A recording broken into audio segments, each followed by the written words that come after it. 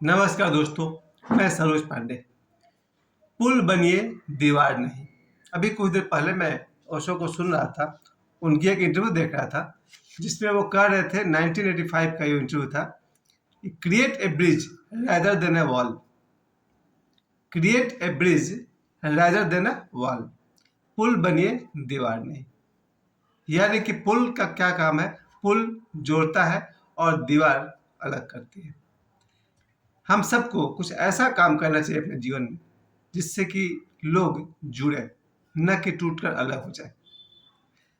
ये बात मैंने इसलिए चुना बोलने के लिए कि मधुशाला जो डॉक्टर हरिवंश साहब बच्चन ने लिखी है, उसमें एक लाइन है, बैर बढ़ाते मस्जिद मंदिर, बैर बढ़ाते मस्जिद मंदिर, मेल कराती मधुशाला। आप सब समझते हैं, बहुत ही सिंपल शब्द डॉक्टर बच्चन ने यूज किया है। मधुशाला जो उनका काव्य संग्रह है, जिसमें वो कहते हैं कि बैर बढ़ाते मस्जिद मंदिर, मेल कराती मधुशाला।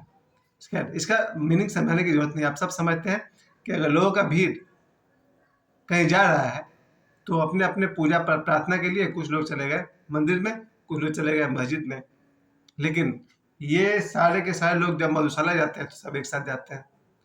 खैर, उतने दूर तक मैं नहीं जाऊंगा, लेकिन मैं इतना जरूर कहना चाहूंगा कि जीवन में लोगों को जोड़ना सीखना होगा। जैसे हमारा स्कूल है, मेरे स्कूल में कोई बंटवारा नहीं है। हर तरह के लोग आते हैं, हर परिवार के बच्चे हमारे पास पढ़ते हैं। हिंदू है, मुस्लिम है, सिख हैं, क्रिश्चियन तो अभी नहीं है मेरे स्कूल में, लेकिन मैं जिस स्कूल में पढ़ाता हूँ, सुभाष चंद्र बोस हाई स्कूल लोको बाजार, तो हमारे स्कूल में हिंदू हैं, मुसलमान के बच्चे हैं, हिंदू के बच्चे हैं, सिख के भी बच्चे हैं, क्रिश्चियन अभी तक कोई नहीं है। तो मुझे एक बात बहुत अच्छा लगता है कि स्कूल एक ऐसी जगह है जहाँ लोग जुड़ते हैं, मिलते हैं। सुबह जब बच्चों को छोड़ने आते हैं तब गार्जियन आपस में बातें करते हैं। इसे मैं कहूँगा मेल मिलाप। जब गार्जियंस अपने बच्चों को ले जाने के लिए आते हैं तब वे लोग इंतजार करते हैं छुट्टी के समय में, तब गार्जियंस एक दूसरे से मिलते हैं और बात करते हैं। यही बात मैं कहना चाहता था कि लोगों को जोड़ना सीखना होगा, बहुत बड़े पैमाने पर। क्योंकि लोग इन धार्मिक जगह को छोड़ करके, मंदिर मस्जिद को छोड़ कर, बाकी सभी जगह तो एक साथ जाते हैं। सब्जी मंडी में आप जाइएगा, वहाँ तो कोई भेदभाव नहीं होता, वहाँ हर तरह के लोग एक साथ जाते हैं, लेकिन अपने अपने निजी मकसद से। सिनेमा हॉल जब लोग जाते हैं तो सब एक साथ जाते हैं, हर तरह के लोग वहाँ जाते हैं। तो अस्पताल हो, वहाँ भी सब लोग जाते हैं। लोग अगर बढ़ते हैं कहीं तो मंदिर और मस्जिद में। लेकिन मैं दो ऐसे लोगों को मैं याद दिलाना चाहता हूँ जहाँ बटे हुए धारा के लोग आए और एक जगह पर मिले। पहले तो मैं ओशो की बात करना चाहता हूँ। उनके सामने मैंने देखा कि चारों धर्म के लोग, धर्म तो बहुत सारे हैं, फिर भी मैं चार विशेष के नाम लेता हूँ, हिंदू, मुस्लिम, सिख, ईसाई, और भी बहुत सारे, यहूदी थे, पारसी थे, तरह तरह के अलग अलग धर्मों के लोग जो अपने अपने धार्मिक जगहों पर अलग अलग जाने वाले लोग जब ओशो के पास आए तो सब एक जगह पर आए। और 2024 में बाबा बागेश्वर के सामने मैं देखता हूँ, उनका जब भी दरबार लगता है तो मैं देखता हूँ उनके सामने हिंदू भी आता है, उनके सामने मुसलमान भी आता है, उनके सामने सरदार भी आते हैं, और उनके सामने बहुत सारे क्रिश्चियंस भी आते हैं।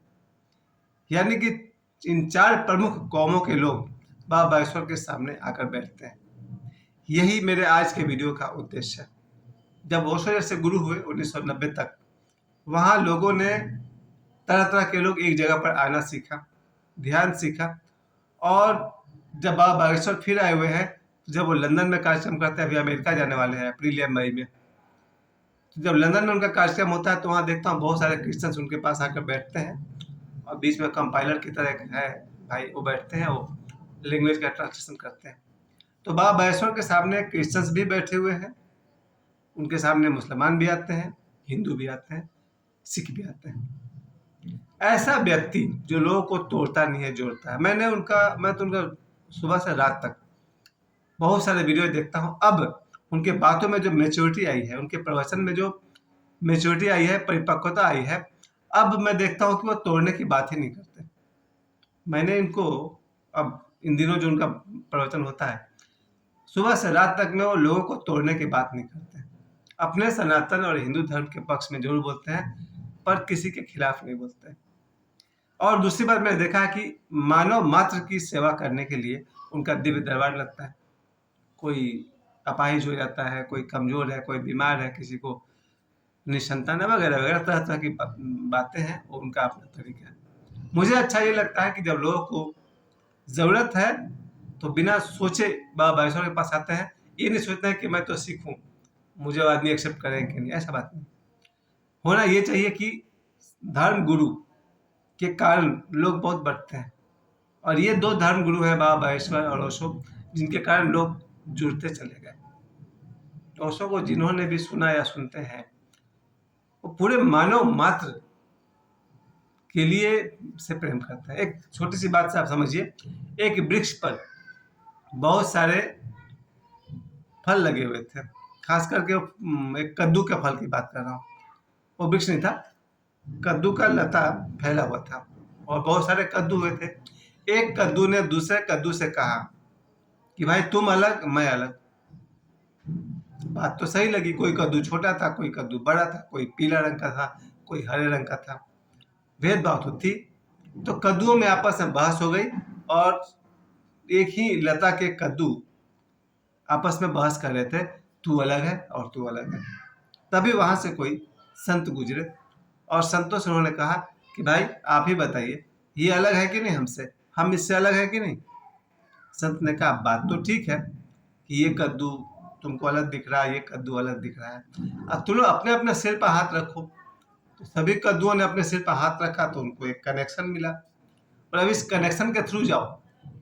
और सभी कद्दुओं ने अपने सिर पर हाथ रख करके कनेक्शन के थ्रू घूमा, तो पता चला कि सारे कद्दू उस लता से ही कनेक्टेड है, यानी एक ही लता के ये सब सदस्य हैं। कद्दुओं ने मान लिया कि हम सब एक हैं, हम सब एक ही।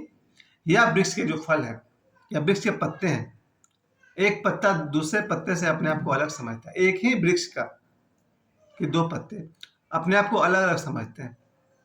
ये पत्ता समझता है वो दूसरा है, और वो इसको दूसरा समझता है। सभी पत्ते एक दूसरे को अलग अलग समझते हैं। अगर कोई बताने वाला मिल जाए, कोई सदगुरु जो इन पत्तों को आंखें बंद करके भीतर में ट्रैवलिंग सिखा दे, अंतर यात्रा सिखा दे, जिसको ध्यान कहते हैं। अगर इन पत्तों को अंतर यात्रा दिखाई पड़ जाए, अंतर यात्रा कोई मार्ग पता चल जाए, ये जब भीतर यात्रा करेंगे तो पता चलेगा कि सारे पत्ते एक दूसरे से जुड़े हुए हैं और एक ही वृक्ष के हैं। तब इन्हें समझ में आएगा कि पत्ते अलग अलग नहीं हैं। लेकिन आदमी जो कि सबसे ज्यादा बुद्धिमान व्यक्ति है, सबसे ज्यादा बुद्धिमान जीव है, इसे ये बात समझ में नहीं आई है अभी तक। सबको तो समझ में नहीं आई है कि इस ब्रह्मांड में सभी आदमी तो जुड़े हुए हैं ही, सभी आदमी जुड़े हुए हैं सूर्य से, क्योंकि सूर्य अगर ठंडा तो आदमी ठंडा। तो आप सूर्य से जुड़े हैं या नहीं? सभी आदमी पृथ्वी से उपजे हुए अन्न को खाते हैं, तो आप पृथ्वी से जुड़े हैं या नहीं? और हमारे लिए पृथ्वी एक है। अगर एक पृथ्वी के अन्न से सभी भोजन कर रहे हैं तो हम सब एक हुए या नहीं? सूर्य के प्रकाश से सब एक साथ ले रहे हैं प्रकाश को, हम एक हुए या नहीं? एक नदी का जल हम पीते हैं, लगभग एक नदी मतलब प्रकृति। एक चंद्रमा हम सबको अपनी चांदनी देते हैं। हवाओं का जो हम लोग सांस लेते हैं वो तो कोई डिवीजन नहीं है। यानी बहुत सारे लॉजिक है जिससे समझ में आ सकता है कि हम सब एक हैं। और चूंकि मुझे इस बात का बचपन से अनुभव रहा है, मेरा सौभाग्य है कि मैं बचपन में हर तरह के लोगों से, बचपन से आज तक, मेरे सुबह का आप गुड मॉर्निंग आप खोलेंगे मैसेज तो आपको दिखेगा मेरे पास हर तरह के लोग सुबह सुबह मैसेज करते हैं गुड मॉर्निंग, और मैं भी इन सबको करता हूँ। तो मुझे तो दिखाई पड़ गया, पता है कि हम सब एक हैं।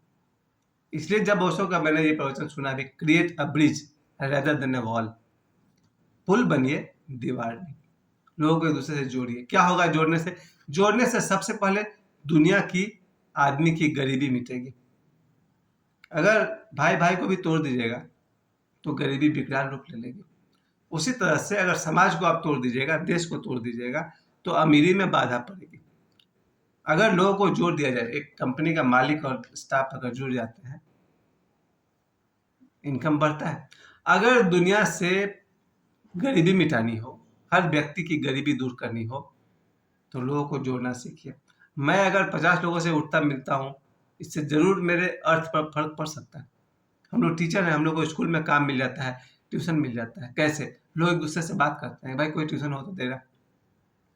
यानी कि अगर हम लोगों को जोड़ेंगे तो गरीबी मिटेगी, और गरीबी तो मिटनी ही चाहिए। हर आदमी के पास ज़रूरत से ज़्यादा भोजन होना चाहिए, हर आदमी के पास ज़रूरत से ज़्यादा स्टाइलिश कपड़े होना चाहिए, हर आदमी के पास एक बढ़िया मकान होनी चाहिए, हर आदमी के पास विज्ञान की दी हुई गैजेट्स होने चाहिए, बाइक है, कार है, एरोप्लेन है, वगैरह वगैरह। दुनिया से गरीबी मिटानी है तो पुल बनिए, दीवार नहीं। मुझे समय देने के लिए आप सभी को बहुत बहुत धन्यवाद।